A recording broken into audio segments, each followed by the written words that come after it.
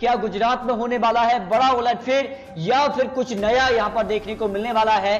क्या आम आदमी पार्टी यहां पर कुछ बड़ा करने वाली है या फिर जो लड़ाई बीजेपी और कांग्रेस नहीं दिखती है ये एक बार फिर से यहां पर देखने को मिलेगी? सारे बड़े आंकड़े गुजरात विधानसभा चुनाव 2022 को लेकर सामने आ चुके हैं। जहां दोस्तों काफी कुछ आंकड़े अब बदलते नजर आ रहे हैं। गुजरात निकाय चुनाव में हालांकि बीजेपी का पलड़ा भारी रहा था और एक तरफा जीत बीजेपी ने हासिल की थी, लेकिन विधानसभा चुनाव को लेकर जो कांग्रेस ने यहां पर दावा करी कि इस बार कांग्रेस की वापसी होने वाली है, तो क्या कुछ यहां पर आंकड़े बनने वाले हैं? यहां पर सारे बड़े आंकड़े आपको देते हैं, लेकिन इससे पहले गुजरात के लिए 2017 विधानसभा चुनाव के आंकड़े भी आपको दिखा देते हैं। यहां पर बात करें बीजेपी को केवल 99 सीट ही यहां पर देखने को मिली थी, जबकि कांग्रेस ने यहां पर बीजेपी को कड़ी टक्कर दी थी और 77 सीटें यहां पर हासिल की थी। एक तरफा जहां देश में लहर मोदी लहर दिखी थी, लेकिन गुजरात जो मोदी का गढ़ है वहां पर बीजेपी को कांग्रेस ने कड़ी टक्कर दी थी। इसके अलावा 2012 में बीजेपी ने यहां पर 115 सीटें जबकि कांग्रेस ने 61 सीटें हासिल की थी,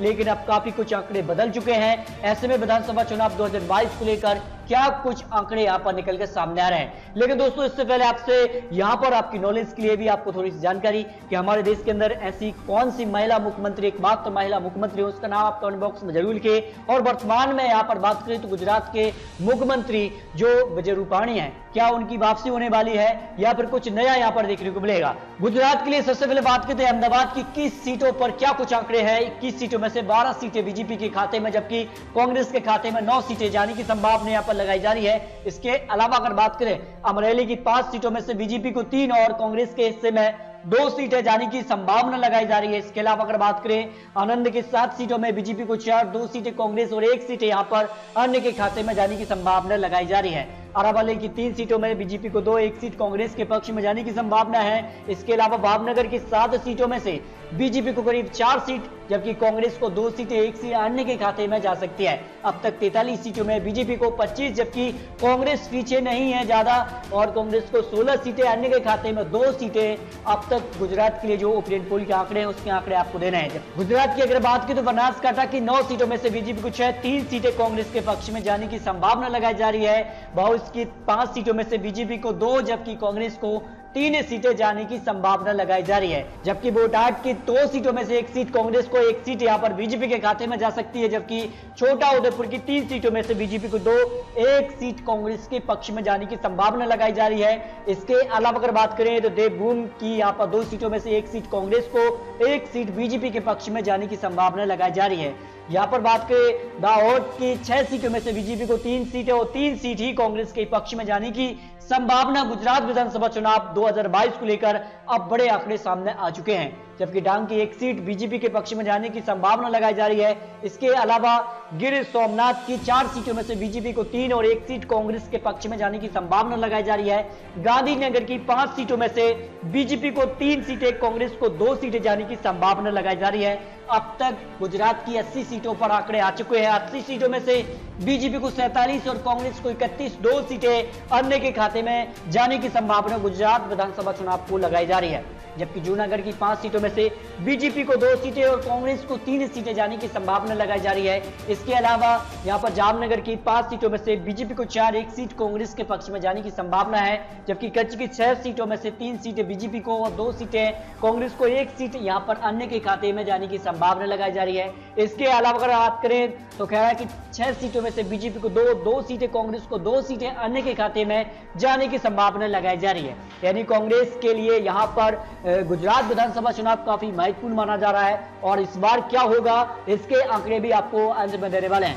यहां पर बात करें 102 सीटों में से बीजेपी को 58 सीटें जबकि कांग्रेस के लिए यहां पर 39 सीटें अन्य के खाते में 2 सीटें जाने की संभावना अब तक गुजरात की 102 सीटों पर लगाया जा रहा है। जबकि यहां पर मोरबी की 3 सीटों में से बीजेपी को 2 सीटें, 1 सीट कांग्रेस के पक्ष में जाने की संभावना लगाई जा रही है। इसके अलावा अगर बात करें तो यहां पर मौसाड़ा की 7 सीटों में से यहां पर बीजेपी को 4 सीटें, कांग्रेस को 3 सीटें जाने की संभावना है। इसके अलावा अगर बात करें तो माही सागर के लिए यहां पर 3 सीटों में से बीजेपी को 2 सीटें, 1 सीट कांग्रेस के पक्ष में जाने की संभावना लगाई जा रही है। यहां पर बात करें गुजरात के लिए तो यहां पर नवसारी की 4 सीटों में से बीजेपी को 2 सीटें, 1 सीट कांग्रेस को, 1 सीट यहां पर अन्य के खाते में जाने की संभावना लगाई जा रही है। अब तक गुजरात की 119 सीटों के आंकड़ों में बात करें तो यहां पर बीजेपी को 68 सीटें, कांग्रेस को 45 अन्य के खाते में 6 सीटें जाने की संभावना लगाई जा रही है। नर्मदा की 2 सीटें, दोनों सीट बीजेपी के पक्ष में जाने की संभावना है। इसके अलावा पंचमहल की 5 सीटें जो बीजेपी को 4 सीट, 1 सीट कांग्रेस के पक्ष में जाने की संभावना है।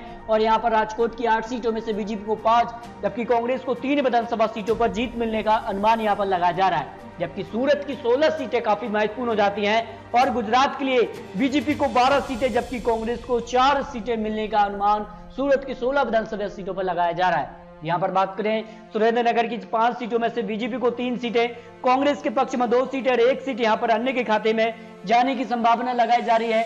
गुजरात के लिए तापी की 2 सीटों में से बीजेपी को 1 सीट कांग्रेस के पक्ष में जाने की संभावना है।